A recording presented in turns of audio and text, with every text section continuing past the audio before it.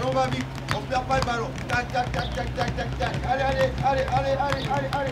On va le plus vite possible. On maintient, on perd pas, on perd pas. Ouais, forcément, les premiers jours étaient un peu plus difficiles parce qu'il fallait revenir avec plus d'endurance. Donc on a fait du travail d'endurance et là on rentre un peu dans l'aspect technico-tactique. Donc on sent que le groupe est en osmose, tout le monde travaille dans la même lignée, dans la même direction. Et puis petit à petit ça se met en place et on a encore une semaine, voire 2 semaines pour se préparer. Donc on est confiant, on est bien. Ouais, je l'ai dit depuis le match du Congo-Brazza, je sens qu'il y a un état d'esprit autre qui est plus expérimenté et un tout petit peu moins de folie. On s'expose moins et je pense qu'on est conscient de notre force et nos faiblesses. Et je suis content parce qu'avec cette expérience, avec la fougue des jeunes, je pense qu'on peut faire quelque chose de bien. Après, je suis confiant.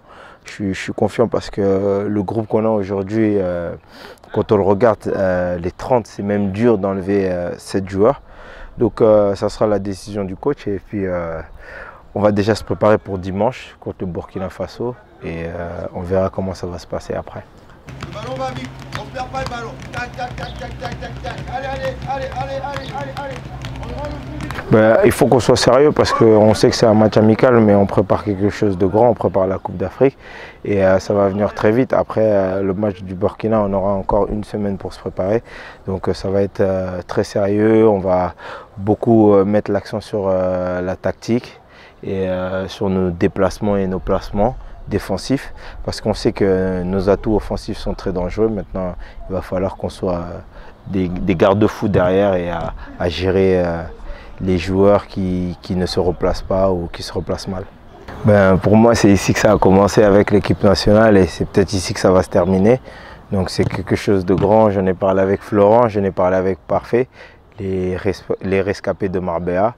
Donc je suis content, ces installations elles sont bonnes, tout le monde est content. On a tout ce qu'il faut à notre disposition et surtout c'est l'état d'esprit des joueurs qui me plaît le plus. On a couru, il n'y a personne qui s'est plaint, on a fait du travail physique, c'était dur mais personne n'a lâché. Et sur chaque entraînement, on voit que les joueurs ont envie, tu vois. Donc c'est pour ça que Marbella représente beaucoup pour moi. En tant que capitaine, souvent, quand on vient en équipe nationale, on pense qu'on est entre guillemets VIP et privilégié. Donc j'essaie de montrer déjà l'exemple et de montrer que justement que je sois capitaine, ça ne veut pas dire que je suis privilégié. Donc j'essaie de faire le travail du mieux que je peux et j'essaie de donner l'exemple aux jeunes. Donc c'est vraiment pour ces 2 raisons-là qu'aujourd'hui j'essaie d'être en avant et de donner le ton à cette équipe.